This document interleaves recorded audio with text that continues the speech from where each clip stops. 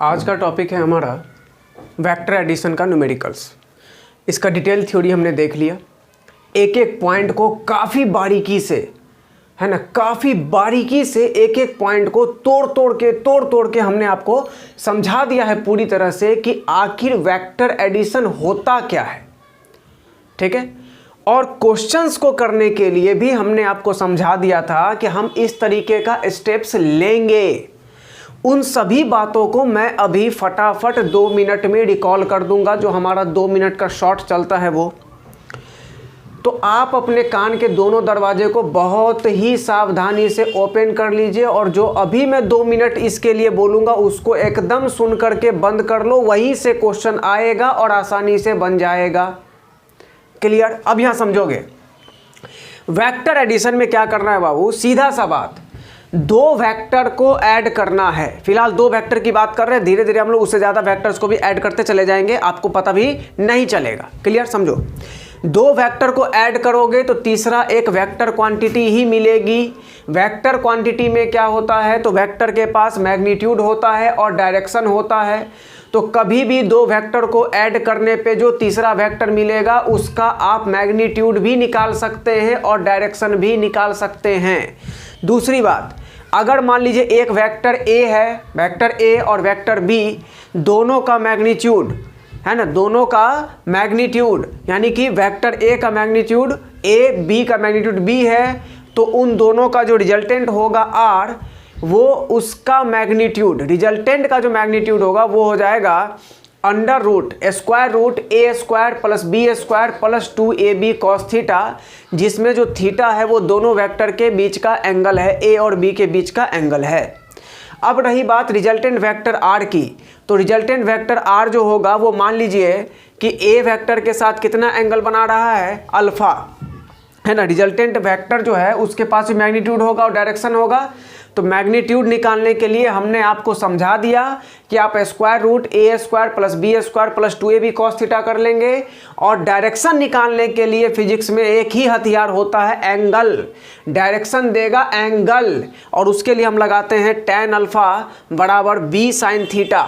समझ गए ना, tan अल्फा बराबर b sine theta upon a plus b cos theta, b sine theta upon a plus b cos theta. Clear?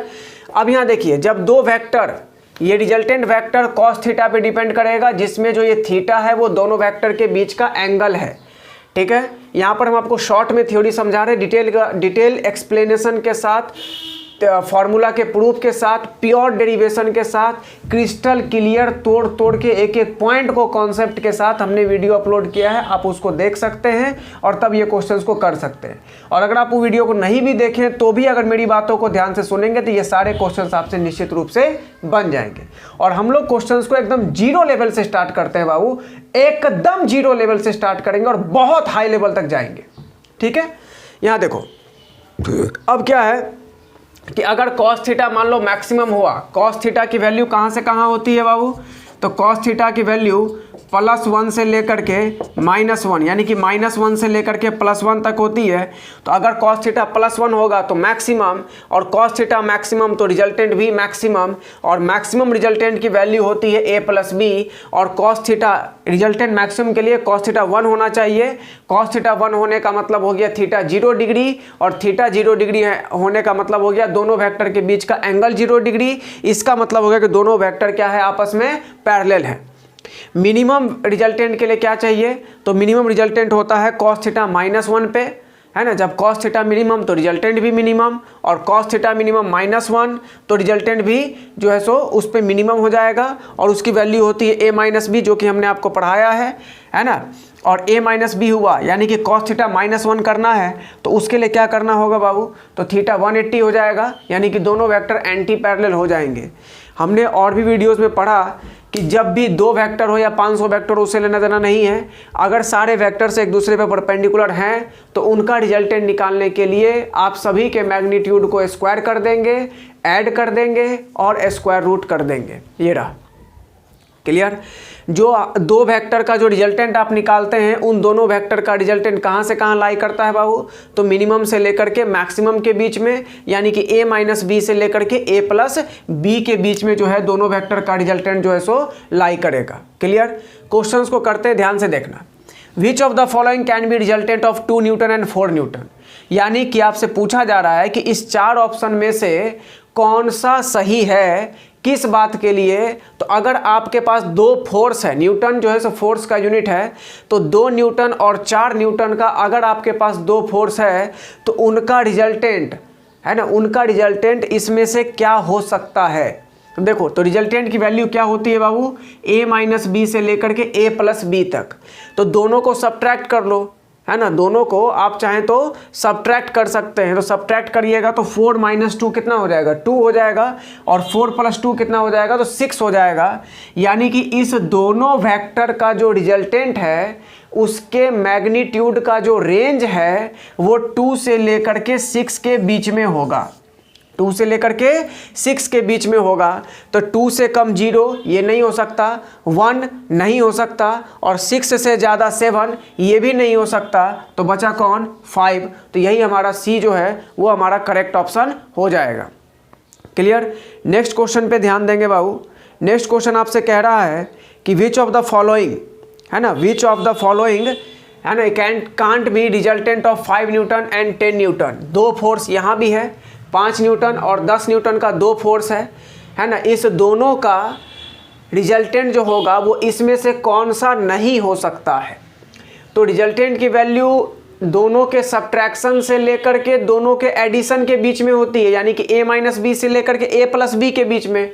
तो 10 minus 5 5 और 10 plus 5 15, यानी कि जो रेंज है इन दोनों फोर्सेस का या इन दोनों वेक्टर का रिजल्टेंट के मैग्नीट्यूड का जो रेंज है वो रेंज कहाँ से कहाँ तक, तो 5 से लेकर के 15 तक, है ना। तो 5 से 15 तक, तो ये 5 हो सकता है, 10 भी हो सकता है, 15 भी हो सकता है, बट 0 न्यूटन ये नहीं होगा, और यही हमारे लिए आंसर होगा।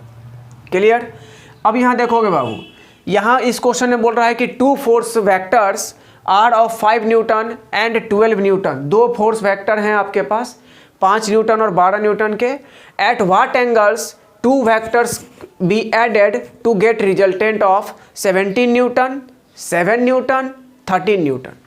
हमें इन दोनों फोर्सेस को, 5 न्यूटन और 12 न्यूटन के दोनों फोर्सेस को किस एंगल पे आखिर ऐड करना चाहिए ताकि दोनों का जो मैग्नीट्यूड है वो एक बार 17 न्यूटन मिले, एक बार 7 न्यूटन मिले और एक बार 13 न्यूटन मिले। तो यहाँ देखिए, इनका जो रिजल्टेंट है उसका मैग्नीट्यूड कहाँ से कहाँ तक होगा बाबू, ध्यान से देखेंगे। तो यहाँ समझिएगा, 12 माइनस 5 कितना हो जाएगा, 7, और 12 प्लस 5 कितना हो जाएगा, 17। तो 12 माइनस 5 यानी कि a माइनस बी, और जब a माइनस बी होता है तो दोनों वेक्टर के बीच का एंगल 180 डिग्री, यानी कि 7 न्यूटन के लिए एंगल आ जाएगा 180 डिग्री। क्लियर। 7 न्यूटन, अगर इन दोनों फोर्सेस के कारण आपको 7 न्यूटन का रिजल्टेंट चाहिए तो दोनों वेक्टर के बीच में, दोनों फोर्सेस के बीच का एंगल 180 डिग्री लेना पड़ेगा। ठीक है। अगर आप 12 प्लस 5 करते हैं तो 17 मिलेगा। तो प्लस करने का मतलब थीटा 0 डिग्री, यानी दोनों वेक्टर आपस में पैरेलल हैं। क्लियर। और अगर आप दोनों वेक्टर को स्क्वायर करके, यहाँ देखिएगा, दोनों वेक्टर को स्क्वायर करके और तब अगर आप ऐड कर देते हैं तो वैल्यू आपको 13 मिलेगी। इसका मतलब इसके लिए 13 न्यूटन रिजल्टेंट के लिए एंगल होना चाहिए 90 डिग्री, यानी कि दोनों वेक्टर आपस में परपेंडिकुलर होंगे, ऑर्थोगोनल्स होंगे।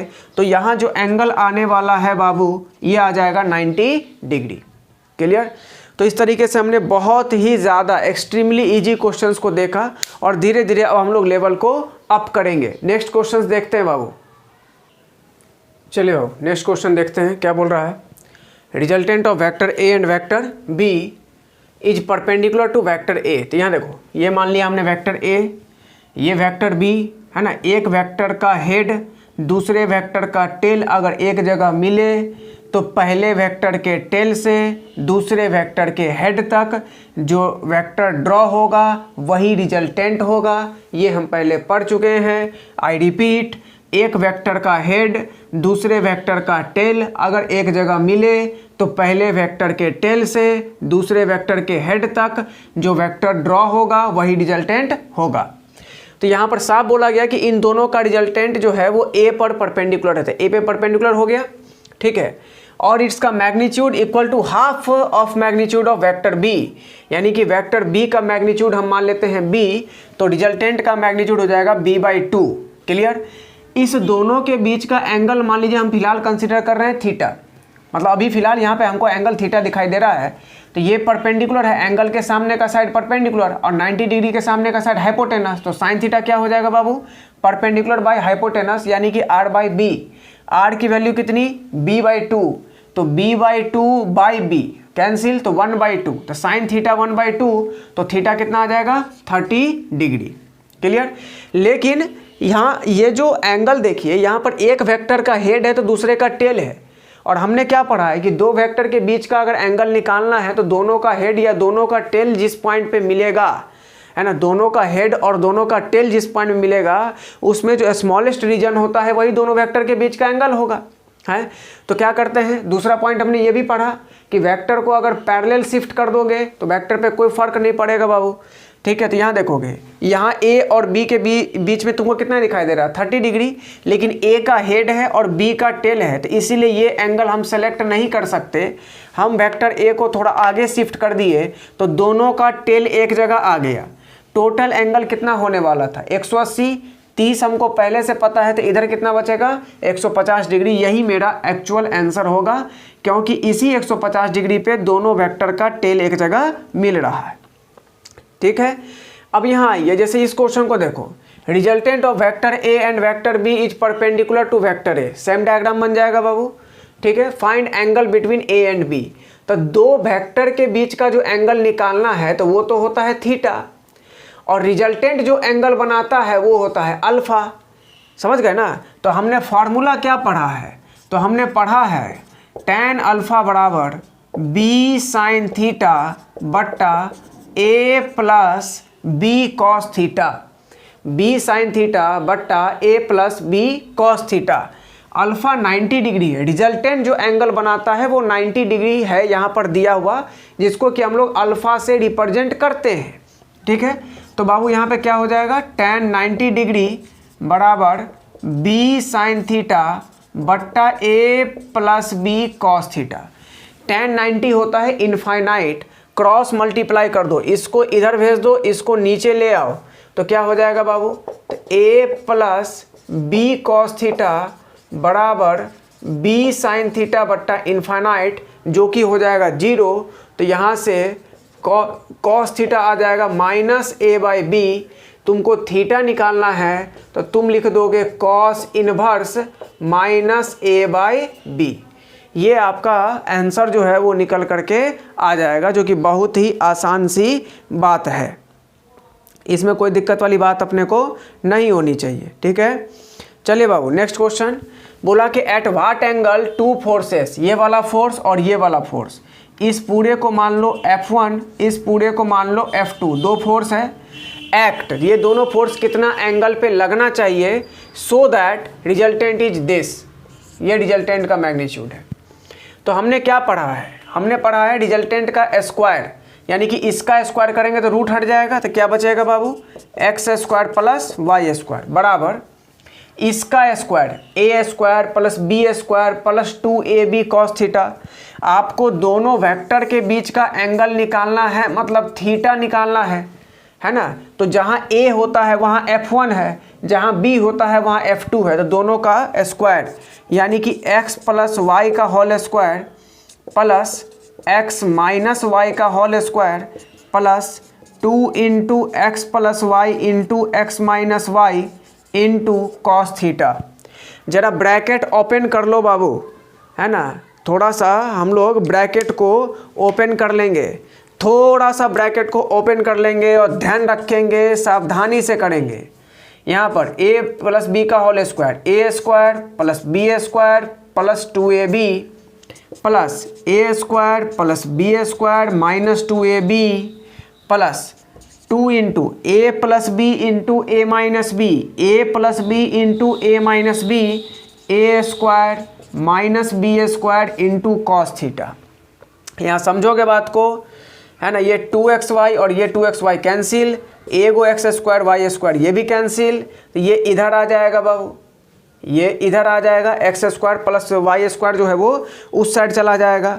और जैसे ही उस साइड चला गया तो क्या दिखेगा आपको, तो आपको दिखेगा minus x square minus y square, minus x square minus y square बराबर 2 into x square minus y square into cos theta, ये आपको दिखेगा।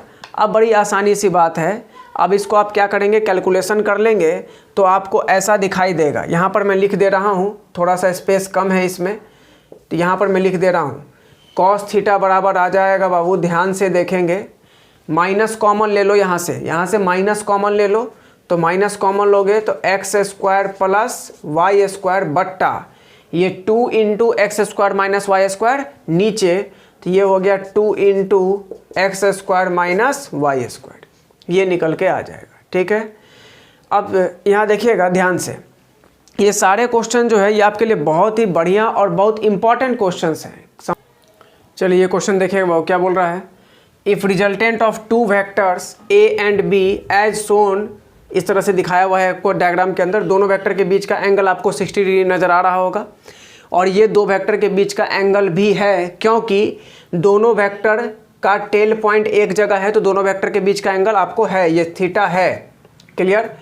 रिजल्टेंट के लिए हमने क्या पढ़ा है बाबू, तो ध्यान से देखोगे, रिजल्टेंट का स्क्वायर यानी कि इस चीज़ का स्क्वायर करिएगा तो 7b स्क्वायर बराबर a square plus b square, तो यहाँ लिखोगे a square plus b square plus 2ab cos theta. और कॉस थीटा क्या होता है बाबू, तो यहाँ कॉस थीटा में थीटा की वैल्यू दे रखी है 60 डिग्री, तो कॉस 60 डिग्री कितना हो जाएगा 1/2 हो जाएगा, है ना। कॉस 60 डिग्री यहाँ पे 1/2, तो 7b स्क्वायर बराबर a square plus b square plus 2ab into 1/2, ये कैंसिल हो जाएगा बाबू।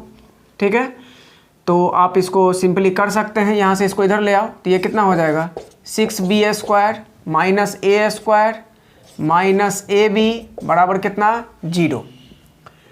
क्लियर है। अब क्या करिए, आपको b/a निकालना है ना, तो यहाँ कहीं पे हमको b/a दिखाई नहीं दे रहा है, लेकिन एक काम कर सकते हैं कि अपन यहाँ पे क्या करेंगे, a स्क्वायर से डिवाइड कर देंगे। ठीक है, तो डिवाइड कर देते हैं अपन a स्क्वायर से, तो कितना आ जाएगा देखो 6/6 इंटू b/a का होल स्क्वायर, a स्क्वायर से दोनों साइड डिवाइड कर रहे हैं, तो यहाँ पर minus a square by a square 1 हो जाएगा, माइनस ab बट्टा a स्क्वायर, ab बट्टा a स्क्वायर, तो ऊपर a से a साफ हो जाएगा, है ना, तो क्या बचेगा b/a इक्वल टू कितना 0। अब क्या करिए, तो आप कंसीडर कर लीजिए b/a को क्या, तो x। क्यों ऐसा मान रहे हैं, क्योंकि हमको b/a का वैल्यू निकालना है, वही मेरे लिए अननोन है, तो उसी को कंसीडर कर लेते हैं। तो ये कितना हो जाएगा बाबू, यहाँ पे देखना, तो ये हो जाएगा 6x square minus 1 minus x बराबर 0, यानी कि 6x square minus x minus 1 बराबर 0। तो इसको लिख सकते हैं 6x square minus 3x plus 2x minus 1 बराबर 0। क्लियर। 6x स्क्वायर फैक्टराइजेशन आपको आता होगा ना, माइनस 3x प्लस 2x। देखो फैक्टराइजेशन कैसे करेंगे, ये 6 इंटू 1 करेंगे तो 6 हो जाएगा ना, तो उसको तोड़ लेंगे अपन। 3x को कॉमन ले लो, तो क्या बचेगा बाबू यहाँ पे 2x माइनस 1, और यहाँ से प्लस 1 को कॉमन ले लेंगे तो क्या बचेगा 2x माइनस 1 बराबर 0। तो यहाँ से साफ साफ मुझे दिखाई दे रहा है कि 3x plus 1 into 2x minus 1 बराबर 0। क्लियर। तो यहाँ से हमको x की वैल्यू निकल जाएगी, x की एक वैल्यू आएगी -1/3 और एक वैल्यू आएगी 1/2। तो अगर हमको सिर्फ पॉजिटिव वैल्यू लेना है तो b/a x की वैल्यू यहाँ से आने वाली है, एक जो पॉजिटिव वैल्यू आने वाली है वो आएगी 1/2, और यही मेरे लिए हो जाएगा b/a का वैल्यू, यही मेरे लिए आंसर हो जाएगा। निगेटिव वैल्यू को हम लोग सेलेक्ट नहीं कर रहे हैं। क्लियर है, आया बात समझ में। Next question, if the magnitude of resultant of 2 Newton and 3 Newton is 4 Newton, तो दोनों के बीच का एंगल देखो कितना आसान है।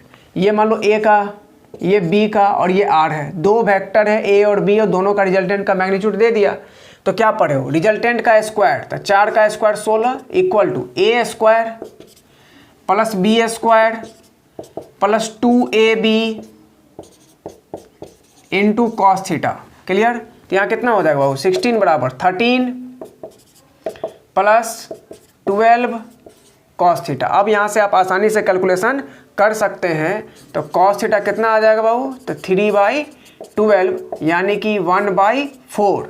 मतलब हम लोग बोल सकते हैं थीटा बराबर कॉस इनवर्स 1/4, है ना। ये सब बहुत ही आसान क्वेश्चन है बाबू, ये सब आपको अभी बस एक झलक दिखाया जा रहा है ताकि आप क्वेश्चंस को लेकर के थोड़ा फैमिलियर हो जाएं, और कोई बात यहाँ पर नहीं है। इजी क्वेश्चंस आपको इसीलिए दिखाए जा रहे हैं कि आप क्वेश्चंस को लेकर के थोड़ा फैमिलियर हो जाएंगे तो हमारे लिए बहुत आसान होगा। और हम लोग धीरे धीरे तो लेवल उठाते ही जा रहे हैं, बात समझ आया। धीरे धीरे जो है हम लोग को क्या करना है, तो लेवल को इंक्रीज करना है, डिक्रीज नहीं करना है, समझ गए। यहाँ क्या बोला, मैक्सिमम और मिनिमम का, मैक्सिमम और मिनिमम का रेशियो, किसका मैक्सिमम और मिनिमम, तो मैग्नीट्यूड का, किसका मैग्नीट्यूड, तो रिजल्टेंट का मैग्नीट्यूड, किसका रिजल्टेंट, तो ए और बी का रिजल्टेंट। तो मैक्सिमम क्या होता है, दो वेक्टर का रिजल्टेंट मैक्सिमम कब, यानी कि ए प्लस बी, और मिनिमम कब, तो यानी कि ए माइनस बी, और इनका रेशियो क्या दिया है, तो 3/1। कैलकुलेशन बहुत आसान है बाबू, आप कर सकते हैं। ए प्लस बी बराबर 3a माइनस 3b। क्लियर है, आप कैलकुलेशन कर लेंगे, जो आंसर आना होगा वो आ जाएगा। ठीक है, तो ये था आज के क्लास के लिए बहुत ही एक शॉर्ट और बहुत ही सिंपल क्वेश्चंस का एक मतलब कि आपको एक झलक दिखाया गया सिर्फ कि वेक्टर एडिशन के न्यूमेरिकल्स इस तरीके के भी नीट में आते हैं। ये सब नीट लेवल ही था, टोटल नीट लेवल है। क्लियर। अब ये पार्ट 1 था। पार्ट 2 जो हम अपलोड करेंगे रिजल्टेंट के लिए या फिर वेक्टर एडिशन के लिए, तो उसमें और भी ज़्यादा क्वेश्चंस को हम लोग डील करेंगे और अच्छे अच्छे न्यूमेरिकल्स को वहाँ भी हम लोग डील करेंगे। क्वेश्चंस जो हम लोग अपलोड कर रहे हैं इसमें आपको नीट का, जेईई मेन का, एडवांस का जितना भी क्वेश्चंस है, क्वेश्चन बैंक का प्रीवियस ईयर का, वो साथ में डील होता हुआ जा रहा है। इसके लिए आपको परेशान होने की ज़रूरत नहीं है। अगर आपने अभी 12th पढ़ना स्टार्ट किया है बाबू, तो ये आपके लिए बहुत ही एकदम ज़बरदस्त तोप मेथड जो है, ये ज़बरदस्त जुगाड़ साबित होगा। क्यों? क्योंकि इससे आपका बहुत ही खतरनाक रिवीजन हो जाएगा और बहुत हेल्प करेगा आपको 12th में। क्लियर। अगर आपको हमारे वीडियोस, हमारे एफर्ट्स पसंद आते हैं तो अपने दोस्तों तक शेयर करें। और अगर आप हमारे ऑफलाइन क्लासेस को ज्वाइन करना चाहते हैं बाबू, प्रचार के दृष्टिकोण से हम नहीं बोल रहे हैं, आपको क्वालिटी अच्छी मिलेगी ही मिलेगी, इसकी कोई मतलब कि शक की बात है ही नहीं। 100% गारंटी है कि आपको बहुत ही बेहतर क्वालिटी मिलेगी। कहीं के भी तुलना में आपका सिलेबस बहुत ही सटीक समय पर कंप्लीट होता है और ढेर सारे न्यूमेरिकल प्रैक्टिस करते हुए और कंप्लीट कॉन्सेप्ट के साथ, एक्चुअल क्रिस्टल क्लियर कॉन्सेप्ट के साथ के जो है सो सिलेबस कंप्लीट हम लोग कराते हैं।